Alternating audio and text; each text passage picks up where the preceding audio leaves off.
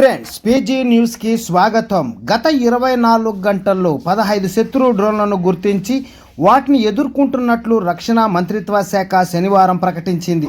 వీటిలో కొన్ని కువైట్ అంతర్జాతీయ విమానాశ్రయాన్ని లక్ష్యంగా చేసుకున్నాయి. దీనివల్ల రాడార్ వ్యవస్థకు తీవ్ర నష్టం వాటిల్లింది మరియు ఎలాంటి ప్రాణ నష్టం జరగలేదు. కువైట్పై ఇరాన్ దురాక్రమణకు సంబంధించిన తాజా పరిణామాలు మరియు కార్యాచరణ సంఘటనలపై జరిగిన మీడియా సమావేశంలో మంత్రిత్వ శాఖ అధికారిక ప్రతినిధి కర్నల్ స్టాఫ్ సౌద్ ఆల్ అత్వాన్ మాట్లాడుతూ, దాడుల అనంతరం విమానాశ్రయంలోని ఇంధన నిల్వ ట్యాంకుల్లో చెలరేగిన మంటలను ఆర్పివేయడంలో కువైట్ ఆర్మీ అగ్నిమాపక విభాగాలు, కువైట్ ఫైర్ ఫోర్స్ KFFకు సహకరించాయని ధృవీకరించారు. గత 2 రోజులుగా దేశంలో నెలకొన్న అస్థిర వాతావరణ పరిస్థితుల నేపథ్యంలో ముఖ్యంగా అనేక నివేదికలు మరియు అత్యవసర కేసులకు ప్రతిస్పందనగా టాస్క్ ఫోర్స్ పలు సహాయక మరియు మద్దతు కార్యకలాపాలను చేపట్టిందని ఆయన తెలిపారు.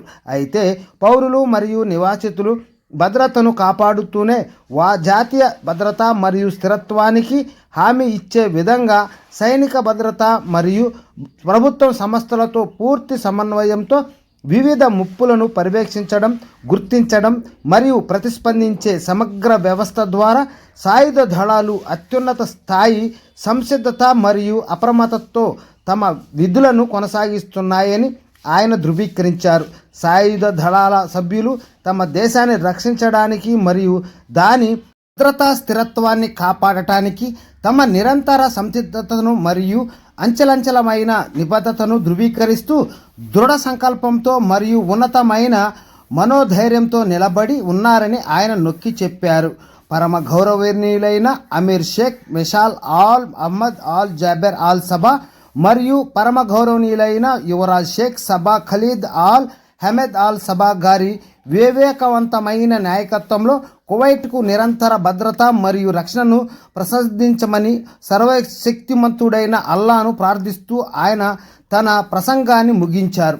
అంతకుముందు public authority for civil aviation PACA విమానాశ్రయంపై అనేక డ్రోన్లు దాడులు జరిగాయని, అయితే ఎలాంటి ప్రాణ నష్టం జరగలేదని, నష్టం కేవలం ఆస్తి నష్టానికే పరిమితమైందని, కానీ విమానాశ్రయం రాడార్ వ్యవస్థపై మాత్రం తీవ్ర ప్రభావం పడిందని ప్రకటించింది. ఇరాన్, దాని అనుబంధ సంస్థలు మరియు అది మద్దతు ఇచ్చే సాయుధ బృందాలు విమానాశ్రయంపై దాడి చేసిన డ్రోన్లను ప్రయోగించాయని PACA ప్రతినిధి అబ్దుల్ ఆల్ రాజీ పేర్కొన్నారు. PACA యొక్క X ఖాతాలో ప్రచురించిన ఒక పత్రికా ప్రకటనలో ఈ దాడి విమానాశ్రయం యొక్క రాడార్ వ్యవస్థను తీవ్రంగా దెబ్బతీసిందని ఆల్ రాజీ ధృవీకరించారు. అత్యవసర బృందాలు మరియు ఇతర సంబంధిత అధికారులు వెంటనే ఈ సంఘటనపై స్పందించారని, పరిస్థితి అంచనా వేయడానికి, కార్యకలాపాల భద్రతను నిర్ధారించడానికి మరియు వీలైనంత త్వరగా కార్యాచరణ సంసిద్ధతను పునరుద్ఘాటించడానికి అవసరమైన చర్యలు తీసుకున్నారని ఆయన తెలిపారు.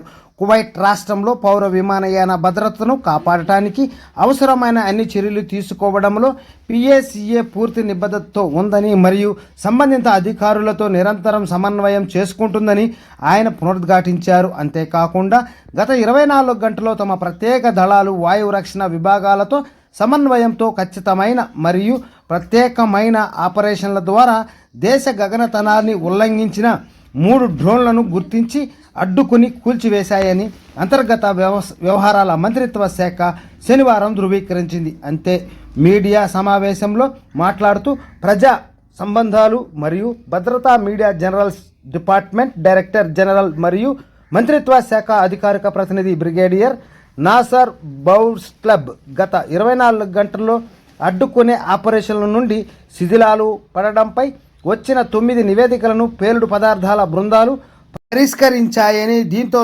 దురాక్రమణ ప్రారంభమైనప్పటి నుండి ఇటువంటి నివేదికలు మొత్తం సంఖ్య 588కి చేరిందని వెల్లడించారు. డ్రోన్లను ఎదుర్కోవడంలో ప్రత్యేక దళాల ప్రయత్నాలను, అలాగే ముప్పు ప్రాంతం వెలుపల శిథిలాలు లేదా వస్తువులు పడిన సంఘటనలకు పేలుడు పదార్థాల బృందాలు స్పందించిన తీరును హైలైట్ చేస్తూ ఆయన ఒక వీడియో క్లిప్పును కూడా ప్రదర్శించారు. లైసెన్స్ లేని తుపాకులు, ముందు గుండు సామాగ్రి మరియు పేలుడు పదార్థాలను అప్పగించడానికి ఇచ్చిన అసాధారణమైన మరి చివరి గడువును సద్వినియోగం చేసుకోవడంలో ప్రజలు సహకరించినందుకు మంత్రిత్వ శాఖ తరపున ఆయన అభినందనలు తెలిపారు. ఓకే ఫ్రెండ్స్, ఇలాంటి మరెన్నో లేటెస్ట్ అప్డేట్స్ వెంటనే మీరు మన ఛానల్ ద్వారా పొందాలనుకుంటే ఇప్పుడే మన ఛానల్ సబ్స్క్రైబ్ చేసుకొని బెల్ ఐకాన్ని యాక్టివేషన్ చేయండి. వీడియోకి లైక్ చేసి మీ ఫ్రెండ్స్ ఫ్యామిలీ మెంబర్స్ అందరికీ షేర్ చేస్తూ మన ఛానల్కి ఆదరణగా ఉంటారని ఆశిస్తున్నాం.